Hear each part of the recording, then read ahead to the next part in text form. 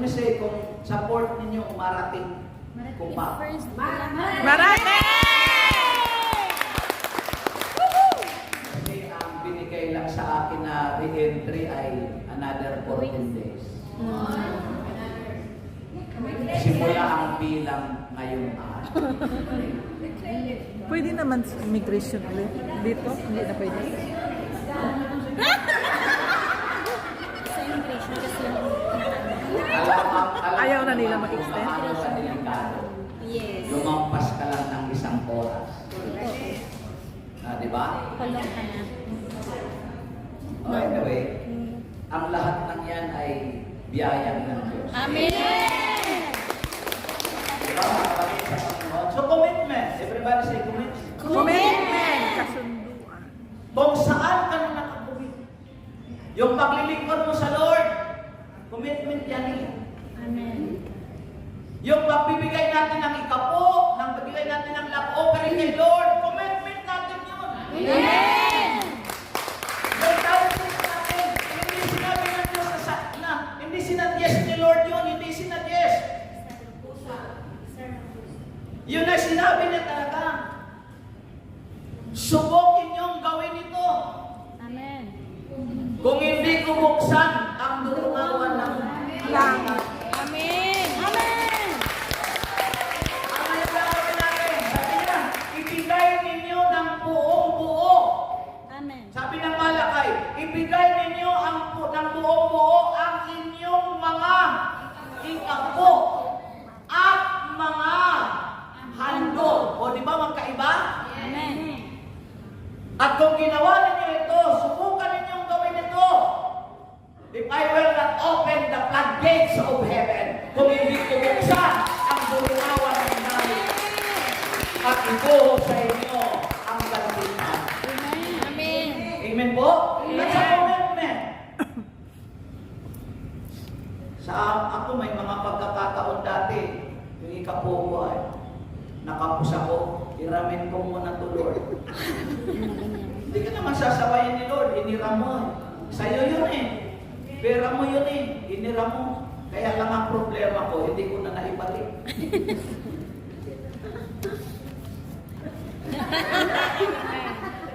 Nandyan pa kayo? Amen. Never to attempt na ibaro mo, hiramin mo yung tithes mo eh. Dahil sa iyo yan eh. Babay, hindi mo na yan. Hindi ko na. Susunod na lang Lord. Hindi ko na yan. No? Lahat ng ginagawa natin to, nakakomit na tayo kay Lord. Amen. Ito mga kapatid, ang compromising faith, ito yung commitment mo sa Panginoon. Na huwag mong baguhin. Kahit ano mang sabihin sa iyo, kahit gayahin ka pa ng sino ka man, sister, halika nga yan, punta muna tayo dun sa isang event. Hindi, sis, may gawain ngayon. Ano ba ang gawain? Sabado ngayon eh. Hindi, sa next time ka na lang umatin. Total, mayroon naman gawain eh. Alam mo, kikita tayo doon. May libre pang merienda. Pagdating nyo doon, may seminar pala. Sabi niya, magpupot down ka lang dito. $200. Pag nagbigay ka ng $200, may libre ka ng merienda, may tatanggapin ka pang ROI. Ano yung ROI? Return of Investment. After 2 weeks, yung $200 mo ay magiging $2,000. Ikaw naman, bighaning-bighani. Sige, sama ko yun. Anong oras ba yan? Simula ng alas 2 ng hapon hanggang alas 5. Nagtatalo ang isip mo ngayon. Patuling-tuling ka ngayon. Pero narinig mo yun, after 2 weeks, 2,000 balik sa'yo. O sige, sama ako dyan. Nakalimutan mo. What is $2,000?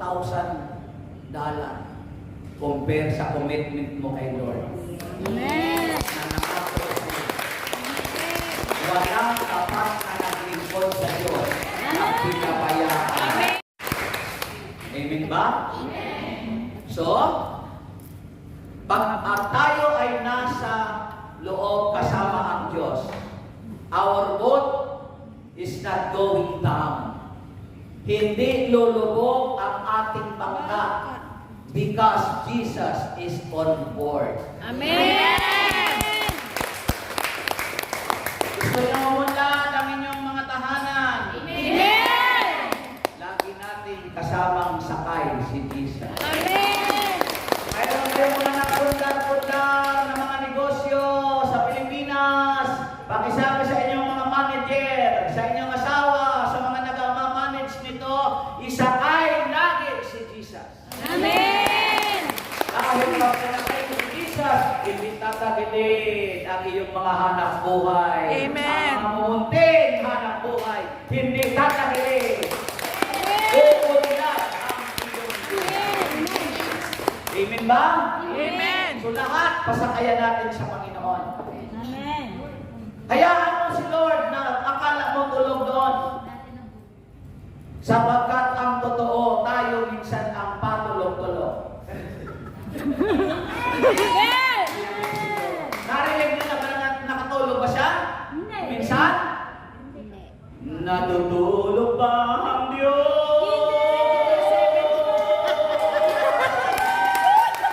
Ang buhay ko ay mayroong halaga. Sa Kanya. Amen. Amen. Hindi ko alam kung ang palakpak nyo, huminto na ako. Kahit kailan, hindi tayo tinutulugan ng Diyos. Amen. Amen ba? Anong sabi ng Panginoon? No? So, siya'y tumayo, siya'y gumising, at anong una niyang ginawa? Pinahinto ang Onos. Hangin. Hangin. pinatigil ang Onos. Hangin. alin ang sinaway niya? Hangin. Bumangon si Jesus at iniuto sa hangin. Tigil! At sinabi sa dagat, tumahimik ka. Bakit ganon? Tigil! Kasi ang nakalagay doon ay exclamation. With Sa feelings. Tagalog, Pangdamdam. ipinadamdam niya sa hangin. Hangin. Tigil! Sabi niya sa dagat, ay sa hangin ay tumahimik. At sa dagat tumahimik, I mean, tumigil yung... Pagkatapos, ano nangyari? Tumigil ang hangin. Tumigil at tuminto ang nagingit-ngit na dagat. Ano yung nagingit-ngit sa buhay mo na hindi kayang patigilin ng Lord? So lahat ng nagingit-ngit sa buhay mo, yan, lahat ng galit sa buhay mo, kayang pahintuin ng Lord. Amen. Pati ikaw na nagingit-ngit sa galit, hindi kang pahintuin ng Lord. Ay, ang nais na pala, ikaw huminto ka. Ikaw na nagingit sa galit, huminto ka. Hindi yan makakabuti sa katawan mo. Pag lagi kang puputin, kung lagi kang malungkutin, madali kang tumanda. Dahil ang pagkamalungkutin, ang pagkamasayahin lang ang mabuti sa katawan. Bible ang nagsasabi, ang pagkamasayahin, mabuti sa katawan. Ngunit ang pagkamalungkutin, Nakakamatay.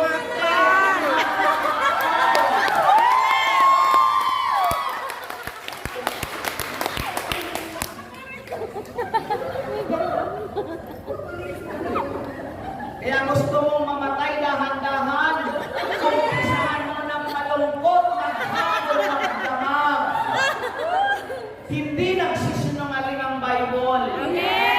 Kung lagi kang nakapulisngis, lagi kang nakangiti, lagi kang masaya, lagi kang nagagalak, kahit nag-iisa kang naglalakad, nakangiti ka.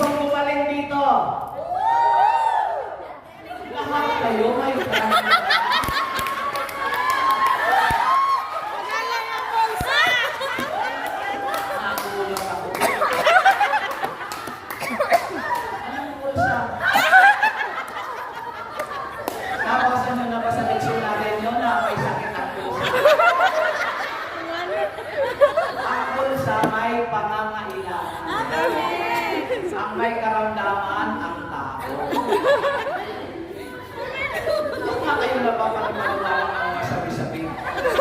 Ang bulsa mo may karamdaman.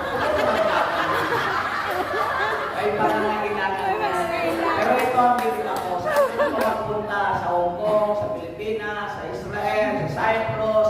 Pag tinawag mo, sinabi mo sa kanila, sinong gustong gumaling? Lahat, taasan niyo. Baba ang kamay. Sinong may mga karamdaman? Wala nang salita. Kita mo? Pero gusto ko gumaling. Kahit walang karamdaman, gustong gumaling. Pero magandang pangitain yun. Alam niyo kung bakit? Hindi. Sabi niyo, hindi pa.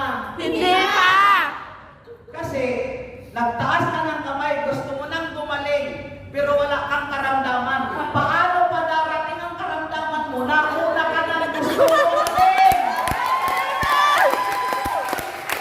Lalo na may mga isip na may pananampalataya sa Panginoon. Ang inaasahan na kagalingan, hindi karamdaman. Pag tinanong mo sila, sino gustong yumaman?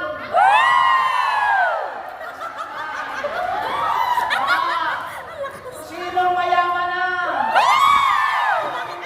Gusto mo ba lang lumakan? Pero ngayon mayaman ka na ako.